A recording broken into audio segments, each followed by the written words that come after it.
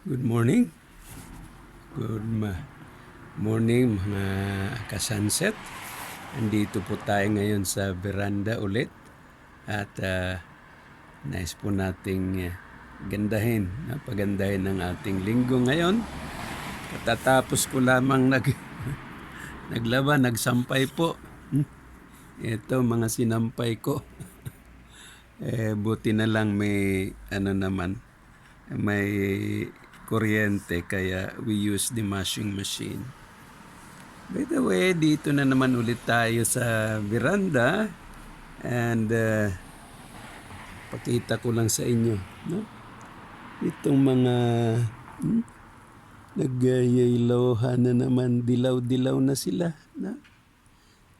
Yung malaking puno rito sa tabi ko, green yan dati, ngayon iba na yan talagang kulay niya. Kalbo na rin itong katabi niya. Kunti-kunti na lang. Pati yung nasa kabilang kalsada. Medyo mainit po ngayon pero talagang grabe na ang lamig. -2 degrees na doon sa southern part ng Nagano. And kanina naman dito 1 degree. Sa ngayon 3 degrees pero may araw. Kaya sabi ko sikapin kong lumabas at magbigay sa inyo ng isa pang talakayan. Well, Sunday, I tried to take a look also sa mga online worship service. Maganda rin naman ang mga messages doon. Talaga pang you will give a chance na magmumuni-muni rin sa mga nagiging landas ng buhay natin. Isang bagay lang na gusto kong talakayin sa atin na rin. Itong mga pagmumuni-muni natin tungkol sa mga sinasabi nating obstruction. Ano bang ibig sabihin nitong obstruction na ito? Meron isang driver na gusto lamang niyang bilisan dahil sa meron siyang kailangang dalhin sa emergency room. Pero nurse pala siya. Agad-agad nung naiano niya yung isang pasyente doon sa emergency room, dali-dali siyang bumalik sa kotse niya at nakita niya agad meron siyang ticket dahil lang daw sa obstruction. Tiningnan niya yung kotse. Lumampas pala siya sa bandang white lane na dapat. Before that white lane, hinto na siya. Pero halos bumper lang niya ang lumampas.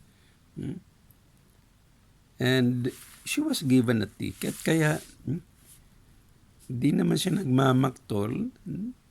Pinuntahan niya yung judge mismo, prosecutor, kung bakit daw binigyan siya ng ticket, na maganda naman sana yung kalooban niya at gusto niya makatulong being a nurse. At ganun na lamang, binigyan pa rin siya ng ticket dahil nga sa obstruction daw yung pagkaparada ng kotse niya. Nagpaliwanag siya. Sabi niya, hindi naman daw po talagang obstruction yun. Kasi nga kahit naging lumampas man siya ng konti doon sa white lane na kung saan huwag kang lumampas dyan sa white lane, hindi naman daw talaga obstruction yun kasi nadadaanan pa rin daw ng mga kotseng papasok o palabas yung kalsada. Tinanong siya na ngayon ng judge, ano ba talaga ang ibig mo sabihin sa obstruction? Nagpaliwanag siya. Sa medical po, no, ang obstruction ay talagang hindi na makakadaan. Halimbawa sa puso, no, kung talagang obstructed na talaga yung tube ng puso mo, hindi na makakapasok yung dugo, na hindi na makalabas ang dugo, obstruction na yon. Kung sinasakal ang isang tao at talagang na hindi na siya makakahinga, na talagang obstruction na yon. Pero kahit sinasakal man siya, pero still, she can breathe, na kaya pa rin niyang humiyaw, na hindi pa talaga obstruction yon. Dahil sa ang isa, kaya pa niyang huminga, kaya pa niyang sumigaw, and she can still na save his life. So, yun ang sabi niyang obstruction. So, napanganga rin yung judge. Dahil sa meron namang katuturan yung medical explanation noong nurse. Kaya nag-iisip-isip rin ako. Bakit nga ba? Ano nga ba talaga yung obstruction? Yun, may traffic obstruction. No? Kung sa Tagalog, paharang. O kung meron bang nakaparada dyan sa left side ng kalsada, obstruction na rin. Pero kung sa kabila, pwede kang lumiko at nakakadaan ka pa rin.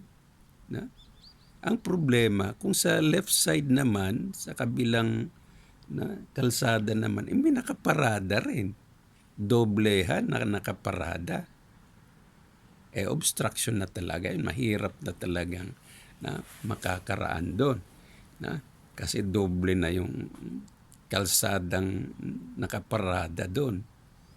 Kung makagasgas ka pa ng isang car doon, obligado ka pa.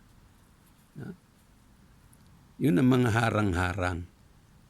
Doon din sa Divisoria, nung lininisan niya ng bagong mayor noon, talagang pinatanggal niya yung mga flea markets doon kasi buong kalsada ay talagang ginawa ng tindahan. Kaya harang na talaga yon.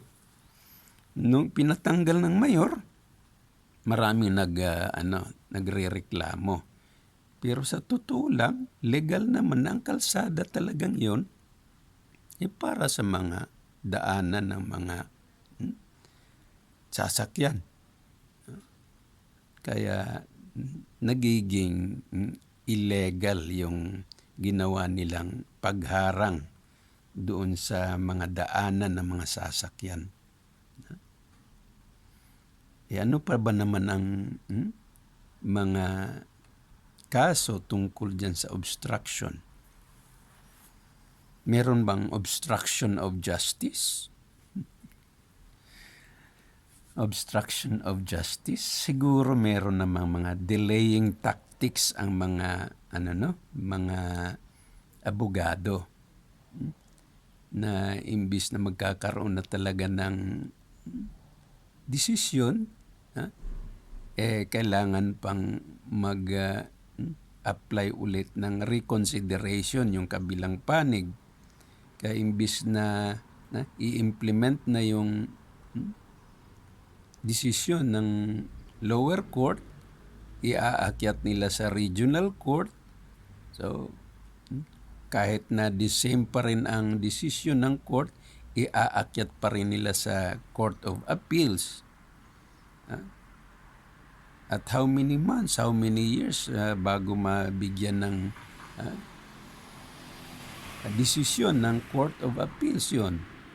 At kung meron pa rin, iaakyat na naman nila sa Supreme Court. Kaya nagkakaroon na ng delaying tactics na kung saan masabi mong obstruction of justice na rin. Kung election nga ba yun, natapos na ang term, wala pa rin justice or decision ang higher courts, null and void na yun. Moot. Moot, ibig sabihin hindi na kailangan. Kasi tapos na rin naman ang terminology or term ng pagkaka-elect sa kanya kung siya nga ba ang nanalo. So, ang daming obstruction.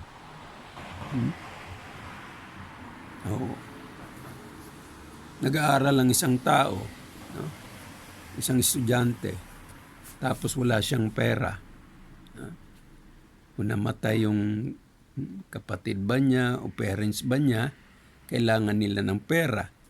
Pero dahilan sa walang pera, gagamitin nila yung tuition fee, yung budget para doon sa pag-aaral ng bata.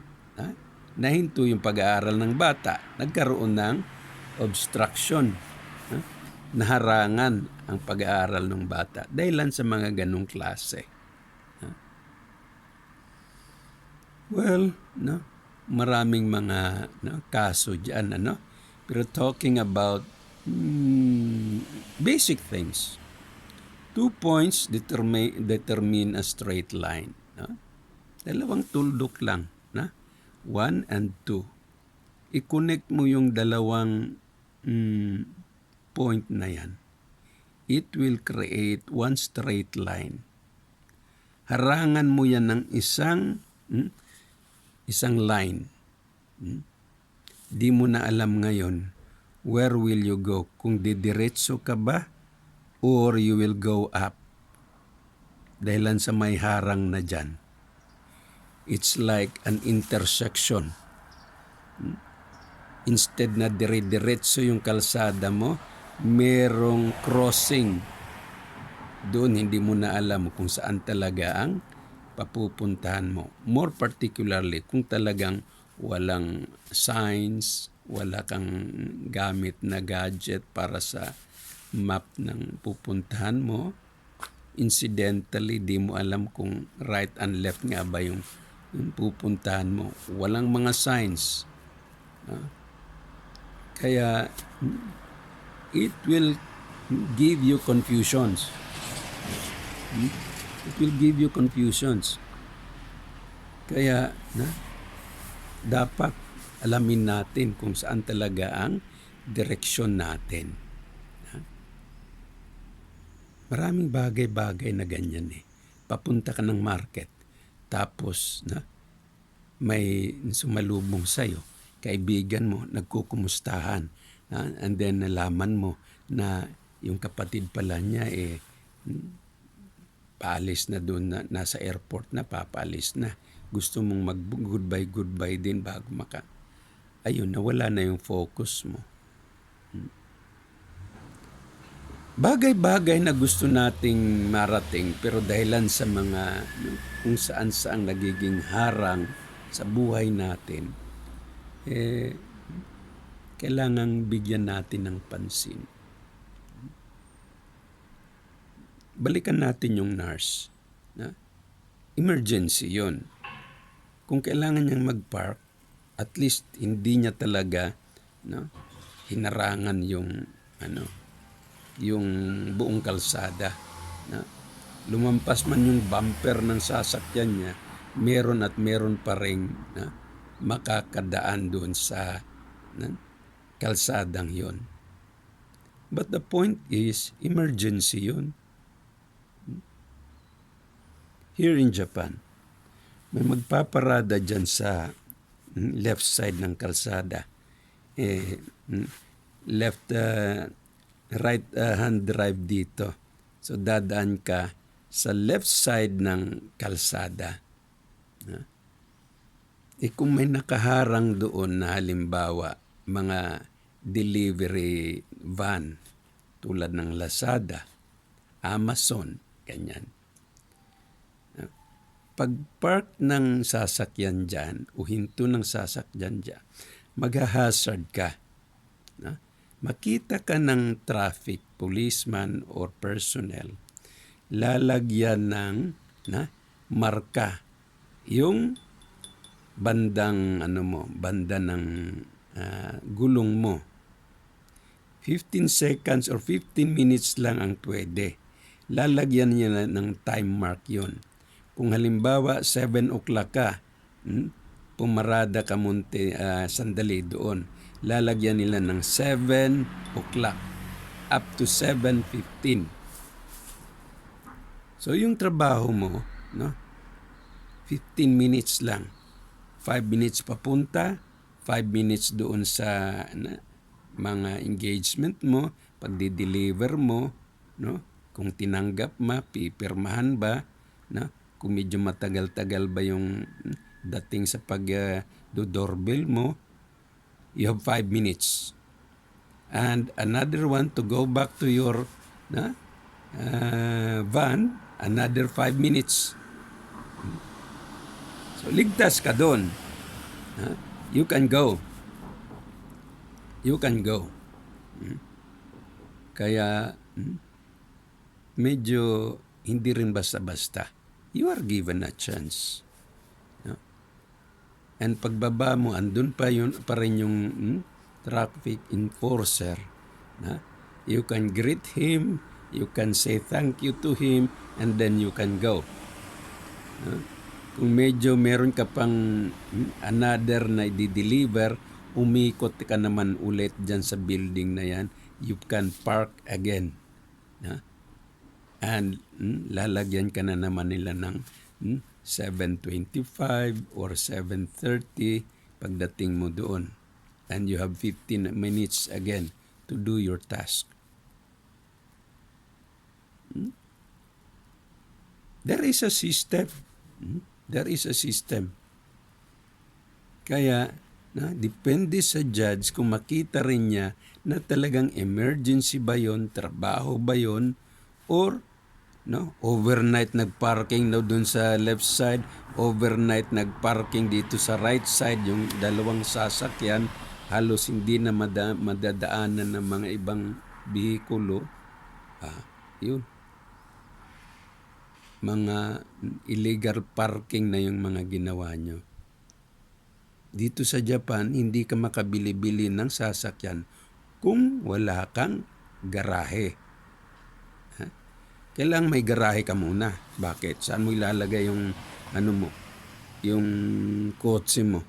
Kung bibili ka ng kotse, titingnan nila kung saan ka talaga magpaparada. Kung kondo man yung binili mo, check nila kung meron ka talagang space na nirentahan din para sa kondo mo. Ganun yun eh. Mag-i-enroll ka ng bata mo tapos hindi mo alam kung talagang may classroom ba siya. I-double check mo yan. Tulad ng isang kaibigan ko kahapon, gusto mag-aral ng isang anak niya doon sa Saitama University. Gusto niyang doon siya kasi andun yung kursong gusto niya. Pumunta sila kahapon. Tiningnan nila kung talagang maganda nga ba yung university. Kung meron bang mga apartment na medyo malapit-lapit doon. Malayo yun. Mga 3 hours away from apartment nila dito sa Nagano. Kaya buti na lang napuntahan nila at nasubaybayan nila yon.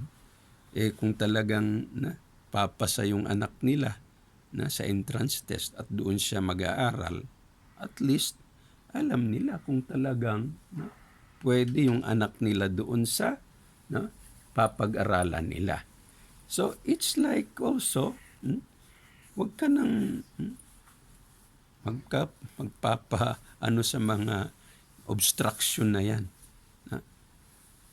Kung gusto ng anak mo nandun, i-check mo. Baka walang malapit-lapit na apartment doon. Baka walang dito sa Japan, walang pedicab, walang jeepney na magta-taxi ka. Ang mahal-mahal ng taxi.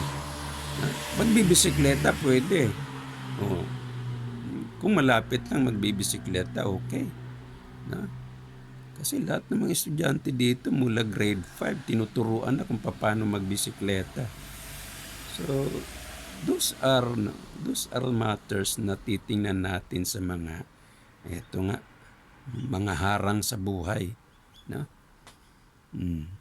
Hindi naman lahat-lahat may harang, pero challenges yun sa buhay natin na nakita ko lang sa mga iba-ibang kaso na may mga harang. Okay. Shout out, no?